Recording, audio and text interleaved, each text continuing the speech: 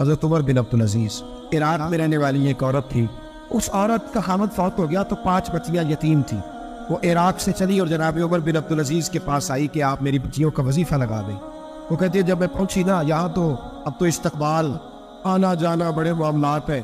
اب تو بچی کی بارات آئے اور 5 7 10 20 لوگ دروازے پہ کھڑے نہ ہو تو بارات ناراض ہو جاتی ہے. کہتے ہمارا استقبال ہی کسی نے نہیں کیا. تو استقبال تو اب اس طرح ہے جس طرح نشہ نہیں ہوتا.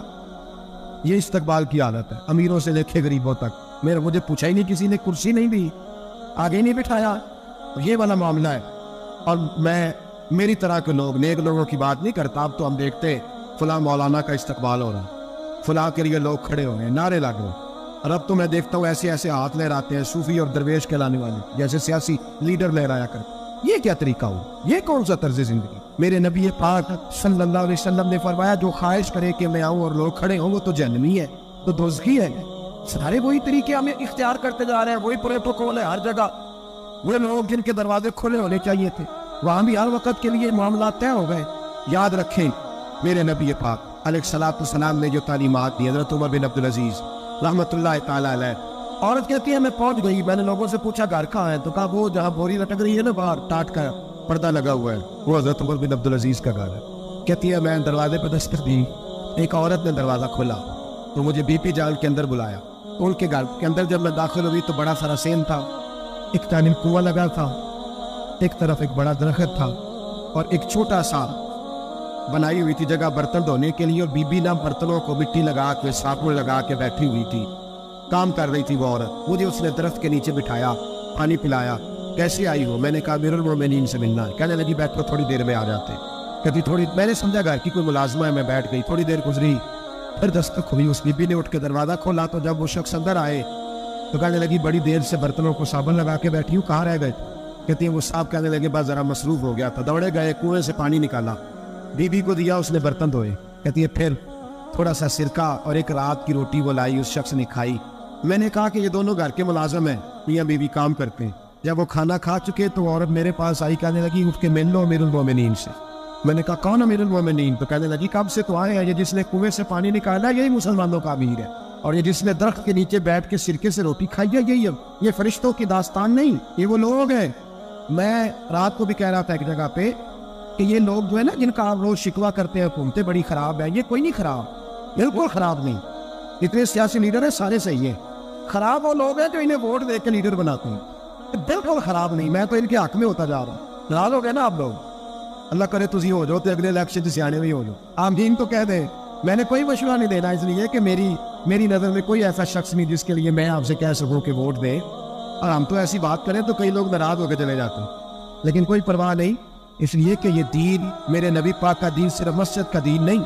انشاءاللہ آئندہ جمعہ نظریہ پاکستان بیان کروں گا اور بتاؤں گا کہ پاکستان کا مطلب کیا, لا الہ الا اللہ محمد رسول اللہ صلی اللہ علیہ وسلم. حضور کا جو قرآن نافذ ہوگا مسجد میں وہ قرآن کچہری میں بھی نافذ ہوگا انشاءاللہ, اور وہ قرآن نافذ ہونے آیا ہے, اسمبلیوں میں وہی قرآن نافذ ہوگا انشاءاللہ, اور یہی چراغ جلے گا تو روشنی ہو. بیان کرے گی اور ڈٹ کے بیان کرے گی, آپ کو بتائے گی. بس جو بات سمجھا رہا ہوں فی الوقت وہ سمجھے, مجرم وہ نہیں جو بڑا بن کے لوٹتا ہے, مجرم وہ ہے جو اس کو سپورٹ کرتا ہے, جس نے اسے بڑا بنایا ہے. یہ یاد رکھ لیں, ہماری کوئی بچت نہیں ہوگی, ہم سے پوچھا جائے ہم سارے کچہری میں کھڑے ہوں گے, اللہ سوال کرے گا کہ تم بتاؤ تم ان کے مددگار کیوں بنے تھے, تم سپورٹ کیوں کرتے تھے, یہ پوچھا جائے گا اور ہم نے جواب دینا ہے. بہرحال عام دام بس سے مطلب جناب عمر بن عبدالعزیز رحمۃ اللہ علیہ کے وہ بی بی کہی تو کہنے لگی کہ یہ امیر المومنین نے کہا. اٹھی حاضر ہوئی, کہا حضور میں عراق سے آئی ہوں, میرا خامد فوت ہو گیا, میری 5 بیٹیاں ہیں, وظیفہ لگا دے. وہ بی بی کہتی ہے میرا دل تھا کہ یہ 3 بچیوں کا 100 دینار سال کا لگا دیں گے تو بڑی بات ہے. کہتی ہے جب میں ان کے پاس گئی تو حضرت عمر بن عبدالعزیز کو بتایا تو وہ رونے لگ گئے اور مجھ سے معافی مانگنے لگی. میں نے کہا حضور آپ کیوں معافی مانگتے ہیں؟ تو کہنے لگے اس لیے معافی مانگ رہا ہوں کہ تو میری رعایا میں تھی اور تیری 5 بچیاں یتیم تھی, تجھے خود چل کے آنا پڑا ہے, میرا کام تھا تیری خبر لیتا, معاف کر دے اللہ کی رضا کے لیے. انہوں نے وظیفہ لکھنا شروع کیا تو میری ایک بچی کا 1000 دینار سال کا لکھا. میں نے کہا اللہ تیرا شکر ہے. پھر دوسری بچی کا 1000 لکھا تو میں نے کہا اللہ تیرا شکر ہے. تیسری کا 1000, چوتھی میں نے کہا شکر ہے. جب چوتھی کا لکھا تو میں نے کہا اللہ آپ کا اقبال بلند کرے, اللہ آپ کو ہمیشہ اسی طرح پھلتا پھولتا رکھے. کہتے ہیں جناب عمر بن عبدالعزیز نے قلم رکھ دیا, فرمانے لگے میں 5ویں کا وظیفہ نہیں لکھوں گا, 4 بہنوں سے کہنا بانٹ کے اسے بھی دے دیں. کہا حضور کیوں؟ آپ فرمانے لگے جب تک تو اللہ کا شکر ادا کر رہا تھی میں بھی رب سے جڑا ہوا اور اللہ سے ڈر کے لکھ رہا تھا. اب تو نے میری تعریف کی ہے, اب میری ذات آ گئی ہے, اب میں اگر یہ وظیفہ لکھوں گا تو اس سے اللہ راضی نہیں ہوگا, اس سے میرے نفس میں ریا پیدا ہوگی. اب میں 5ویں کا نہیں لکھوں گا, جا اور جا کے عراق کے گورنر کو دے. بی بی کہتی ہے میں گھوڑے پہ بیٹھی اور میں چند دنوں کے بعد عراق پہنچی. جب سویرے آ کے میں نے والی عراق کو رکا دیا تو وہ چیخ مار کے رویا. میں نے کہا کیا ہوا؟ تو کہنے لگا بی بی آج رات کو حضرت عمر بن عبدالعزیز کا انتقال ہو گیا, فوت ہو, تو انتقال کر. کہتی میں بھی تڑپ کے روئی. میں نے کہا میری یہ 3 بچیوں کا کیا بنے گا؟ تو وہ گورنر کہنے لگا تیرے وظیفے جاری رہیں گے, تجھے ملتے رہیں گے. تو کہنے لگی کیسے؟ کہنے لگا میں اگر تو گورنر رہا تو تیرا وظیفہ جاری رہے گا, اور اگر گورنری سے اتر بھی گیا تو میں ذاتی طور پہ مالدار ہوں, پھر بھی تیری بچیوں کے ماہانہ پیسے پہنچتے رہیں گے. میں نے کہا تو کیوں دے گا؟ کہتی وہ رو پڑا. کہنے لگا اگر امیر حضرت عمر بن عبدالعزیز جیسے ہو تو پھر اللہ گورنروں کے دلوں میں بھی رحم ڈال دیا کرتا ہے, پھر میرے جیسے لوگوں کو بھی وہ بدل دیتا ہے. حضرت عمر بن عبدالعزیز گھر آئے, 3 بیٹیاں تھیں. ایک کو آواز دی وہ آئی تو اس نے منہ پہ ہاتھ رکھا ہے, دوسری کو آواز دی وہ آئی تو منہ پہ ہاتھ رکھا ہے, تیسری کو آواز دی تو منہ پہ ہاتھ رکھا ہے. آپ نے اپنی بیوی سے کہا کہ یہ بچیاں منہ پہ ہاتھ کو تینوں نے رکھا ہوا ہے, کیا بات ہے؟ تو بی بی رو پڑی. کہنے لگی 4 دن ہو گئے میری بیٹیاں پیاس سے روٹی کھا رہی ہیں, 4 دن ہو گئے. ان کے منہ سے بدبو آتی ہے, اس لیے وہ آپ کے سامنے آتی ہیں تو منہ پہ ہاتھ رکھ لیتی ہیں 4 دنوں سے. بی بی رو رہی ہے. حضرت عمر جلال میں آ گئے. آپ فرمانے لگے تو یہ رو رہی ہے, تو روئی ہے, تو نے میرے گھر میں رہ کے اللہ کی ناشکری کی ہے, تو شکر ادا نہیں کرتی کہ 3 وقت پیاز اور روٹی تجھے گھر کی 4 دیواری کے اندر مل جاتا؟ رو رہی ہے. میں میرے ساتھ باہر نکل, مجھے وہ لوگ دکھاؤں جو جھوپڑیوں میں رہتے ہیں اور مانگ کے کھاتے ہیں. تجھے دکھاؤں اتنی ناشکری کہ گھر کے افتر پیاز پہنچ رہا ہے, روٹی پہنچ رہی ہے, اور تو کہتی ہے میری بیٹیاں پیاز سے کھاتی ہیں. شکر کر فاقے نہیں کاٹنے پڑے. پھر اگلے لفظ گئے تو رو پڑے. فرمانے لگے میں نے تو مصطفیٰ کے وہ حالات بھی سنے ہیں جس میں کئی دن بی بی فاطمہ نے فاقے کی. تو گھر کے اندر پیاز پہنچ رہا ہے تو ابھی بھی سادگی, عاجزی اور قناعت نعمت تھی ان لوگوں کی. ہمارے ہاں روز شکوا ہے, کس بات کا؟ گاڑی کوئی نہیں. روز رونا ہے, کس بات کا؟ بنگلہ کوئی نہیں. روز رونا ہے, کس بات کا؟ بینک بیلنس کوئی نہیں. 10 جوڑے کیوں نہیں عید پہ آئے؟ اور یہ صرف عورتوں کا مسئلہ نہیں, ہمارے اندر بھی یہ بات بدرجہ اولا.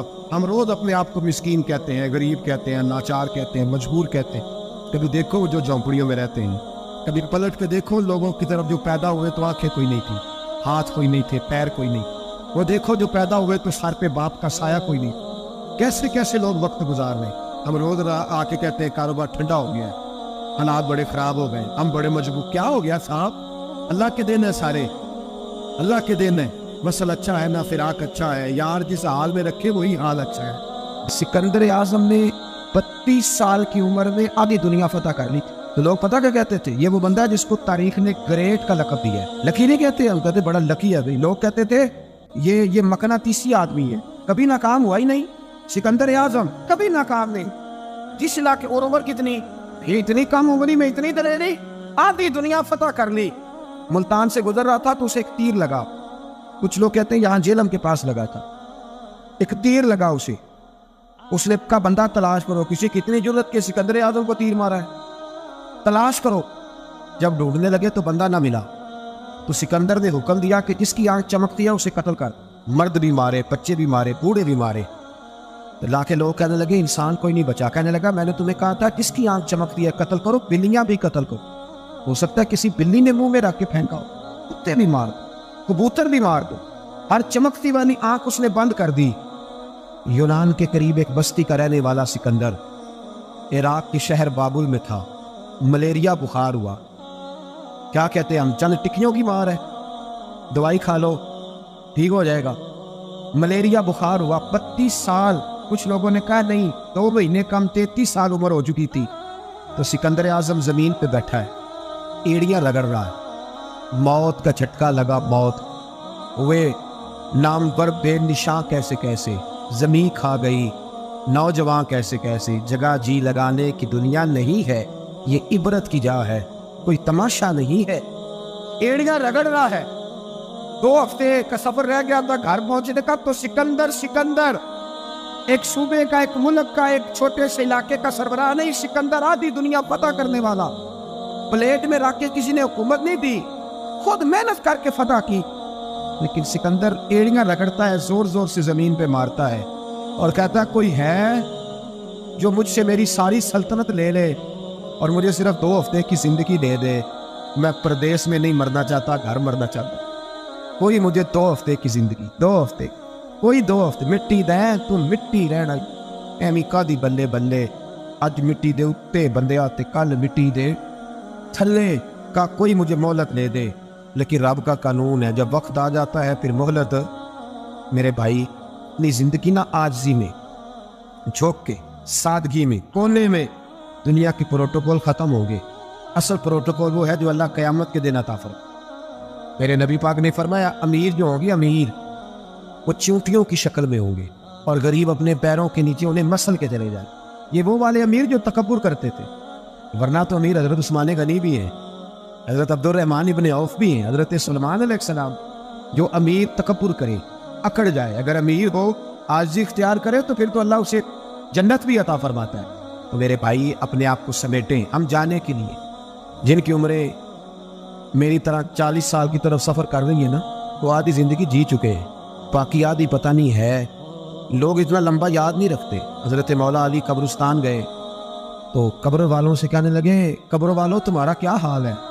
تو ایک مردہ قبر کے اندر سے بول کے کہنے لگا علی کفن پھٹ گیا ہے، ہڈیاں چور چور ہے، مال تو پتہ نہیں کہاں رہ گیا پر حساب دینا پڑ رہا ہے، آپ بتائیے پیچھے ہمارے گھر والوں کا کیا حال ہے؟ تو حضرت علی فرمانے لگے جہاں تم بیٹھتے تھے وہاں کوئی اور بیٹھنے لگ گیا ہے، تمہاری بیویوں نے نئے نکاح کر لیے، تمہارے دوستوں نے نئے دوست بنا لیے، اب تو لوگ تمہیں یاد بھی نہیں کرتے، اب تو تمہارا ذکر ہی کوئی نہیں کرتا، اب تو ختم ہو گیا تمہارا تذکرہ بھی، کوئی تذکرہ اسی کا رہے گا جس نے رب کو یاد کیا اور پھر رب نے اس کا چرچا کیا، اس کا تذکرہ رہے۔ اپنے آپ کو ایک موقع پر بھی کبھی متکبر نہ ہونے، عاجزی حسن ہے زندگی کا۔ خزانہ آئے تو قارون نہ بنے، محل بنائے تو شداد نہ بنے۔ اگر اللہ تعالیٰ دولت دے تو کبھی بھی اپنے آپ کو نمرود اور فرعون نہ بننے دے، اقتدار ملے تو کبھی بھی اپنے آپ کو ہلاکو خواہ اور چنگیز خواہ نہ بناؤ، اور اگر نمازی بنو تو وہ والے نمازی بنو جو نمازی بھی ہوتا ہے۔ حضرت عمر فاروق کو کسی نے عید والے دن دیکھا تو عمر رو رہے تھے، چھوٹی عید والے دن۔ ہمارے ہاں تو لوگوں نے ڈیک تیار کر کے رکھ لی ہیں، تیاری ہو گئی ہے، چاند رات کو جو نیکیاں کمائی ہیں وہ ساری شیطان کے حوالے کریں گے معاذن اللہ بادشاہ، اس کو کہیں گے لے جا، ہم نے کمائی ہیں تیرے لیے۔ فوراً پہلی رات ہی ادھر اعلان ہوا نہیں، ادھر تماشے لگے نہیں معاذن۔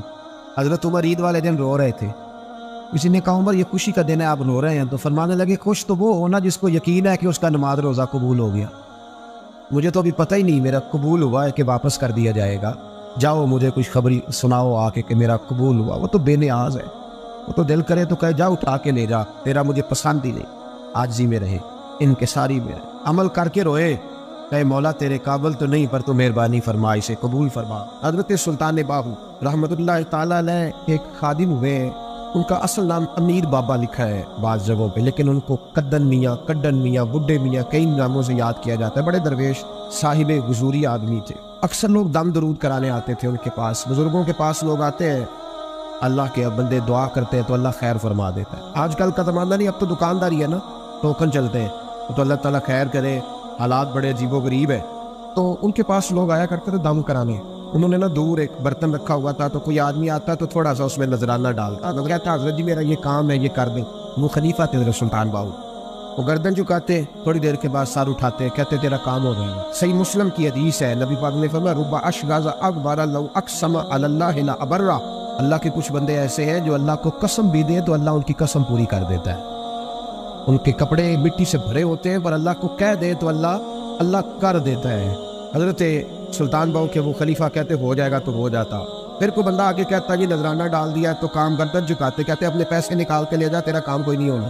ایک دفعہ کچھ سید زادیاں آ گئیں، انہوں نے آ کے نا اس زمانے میں 100 روپیہ سمجھ لے کہ آج کا 1,00,000 روپیہ بابا جی کے نذرانے والے گلے میں ڈالا اور آ کے کہا کہ بابا ہمارے نا ایک بچے کو سزائے موت ہو گئی اور حلفاً بتاتے ہیں کہ ناجائز پھانسی کا حکم ہوا ہے، تو تیری رب رسول کی بارگاہ تک رسائی ہے، مہربانی کر، سیدوں کا بچہ ہے، مہربانی کر۔ بابا جی نے گردن جھکائی اور کہا اپنا 100 روپیہ نکال کے لے جاؤ، مشکل ہے بچہ بچے تو میں کچھ نہیں کر سکتا۔